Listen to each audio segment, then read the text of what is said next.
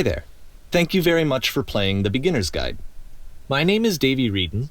I wrote The Stanley Parable, and while that game tells a pretty absurd story, today I'm going to tell you about a series of events that happened between 2008 and 2011. We're going to look at the games made by a friend of mine named Coda. Now, these games mean a lot to me. I met Coda in early 2009 at a time when I was really struggling with some personal stuff, and his work pointed me in a very powerful direction. I found it to be a good reference point for the kinds of creative works that I wanted to make. So just to start you off, this is, I think, the first game he ever made. It's a level for Counter-Strike. You can walk around here, by the way. And mostly it's just Coda learning the basics of building a 3D environment. But what I like is that even though he starts from the simple aesthetic of a desert town, he then scatters these colorful abstract blobs and impossible floating crates around the level. And of course, it destroys the illusion that this actually is a desert town, and instead this level becomes a kind of calling card from its creator. It's like a reminder that this video game was constructed by a real person. And it kind of makes you wonder, what was going through his head as he was building this? This is what I like about all of Coda's games. I mean, not that they're all fascinating as games, but that they are all going to give us access to their creator. I want us to see past the games themselves. I want to get to know who this human being really is. And that's exactly what we're going to do here. So, it's 2008, Coda starts making these games, and he never releases any of them. He doesn't put them onto the internet, he just makes them and then immediately abandons them, and they sit on his computer forever. And I think he really understood this image of himself as a recluse. At one point, he jokingly renamed his computer's recycling bin to Important Games Folder. So, this was just how he worked. He tended to crank them out one after the other without even really pausing to try to understand what he had just made, until suddenly one day, he just stopped. In 2011, that was it. He made his last game, and then he hasn't made another one since. And that's why I've taken this opportunity to gather all of his work together, is because I find his games powerful and interesting, and I'd like this collection to reach him, to maybe encourage him to start creating again. And if the people like you who play this also happen to find his work interesting, then I'm sure it'll just send that much stronger of a message of encouragement to Coda. So thanks for joining me on this. If you have a particular interpretation that I haven't mentioned here, or if you just need to get in touch, you can email me at daveywreden@gmail.com. Okay, that's about it for introduction. Let's take a look at Coda's first proper game. As each game is loading, I'll show you the date that it was completed. This first one was made in November 2008.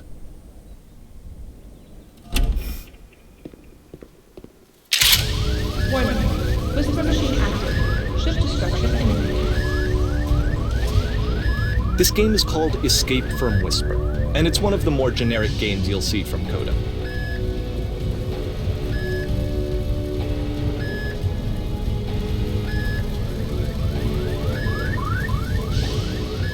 You can click to fire the gun.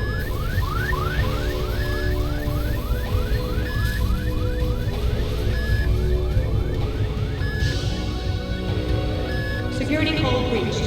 Hostile alien life forms inbound. It kinda looks like this game was abandoned mid-development. For instance, you have this gun, which you'd think would indicate that there are supposed to be monsters or enemies somewhere, but then clearly there are no enemies anywhere. You can't even reload the gun when you run out of bullets. But ultimately we don't really know. Maybe Coda thought that actually it was complete the way that it is.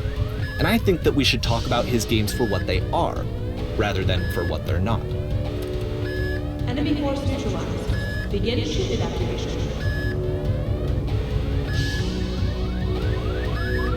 I love how you can see the bottom of the universe from this room.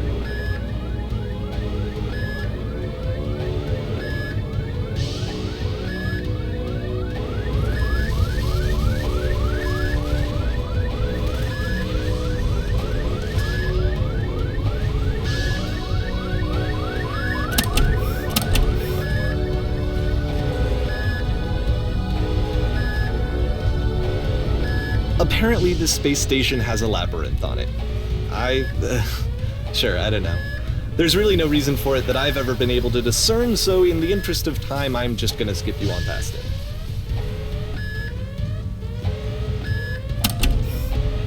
Okay, this is the part that's interesting. The game has this narrative about the whisper machine and how it has to be turned off, and then you get to the engine room. Hey, you there, in the engine room. You could save us all. That beam is powering the whisper machine. We could disrupt it by introducing a great enough heat signature.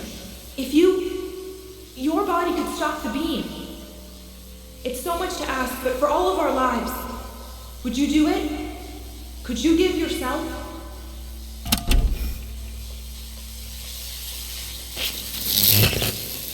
Let me pause here for a second. What you just experienced, stepping into the beam and then dying, is probably what Coda had initially intended when he was developing this level. But when he first compiles and plays it, something goes wrong. There's a bug somewhere. And this is what happens instead.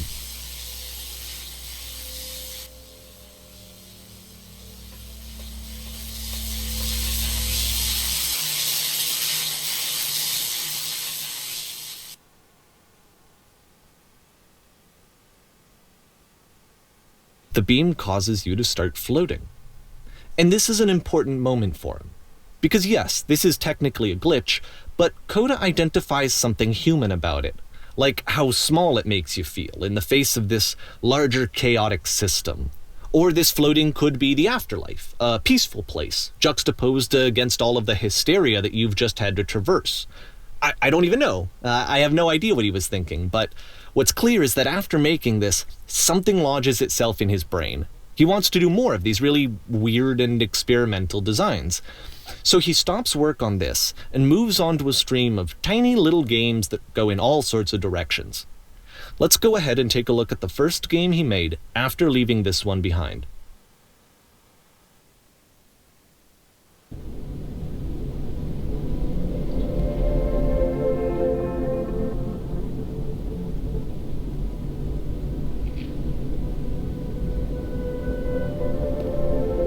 Yep, in this game you can only walk backwards.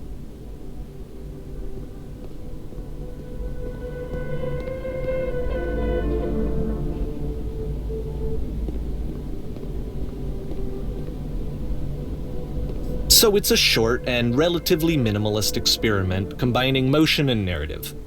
It is less advanced than the previous game, but actually it seems to be more focused, more complete. Coda's trying to give it a unique voice rather than simply basing it on a pre-existing trope.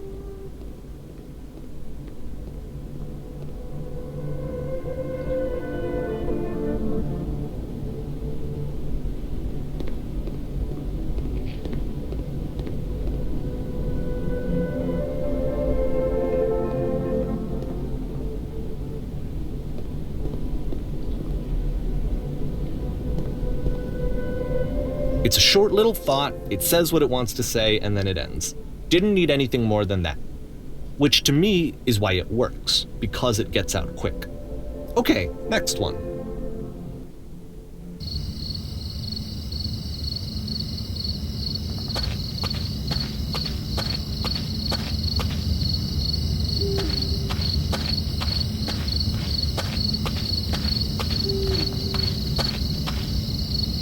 And that's it. Okay, the meaning of this game won't be clear just yet. Please be patient with me for a few more games, and I promise you'll see what makes it interesting.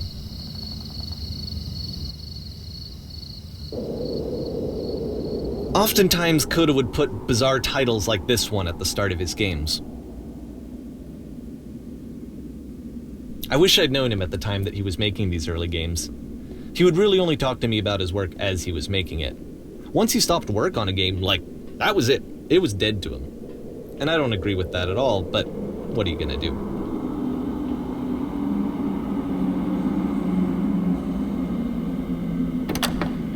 Once you've been slowed to an absolute crawl, the door at the top of the stairs opens. So why, if Coda's not showing these games to anyone, why bother opening the door at all? Well, to show you, I'm modifying the game here so that when you press enter, it'll bring you back up to full speed so you can enter the door for yourself.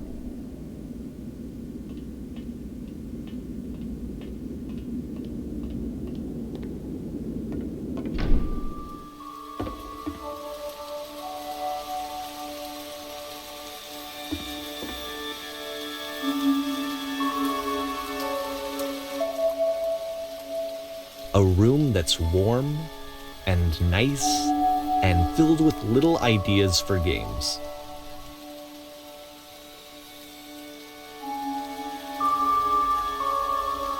Coda would often tell me that he didn't mind if people thought of him as cold or distant.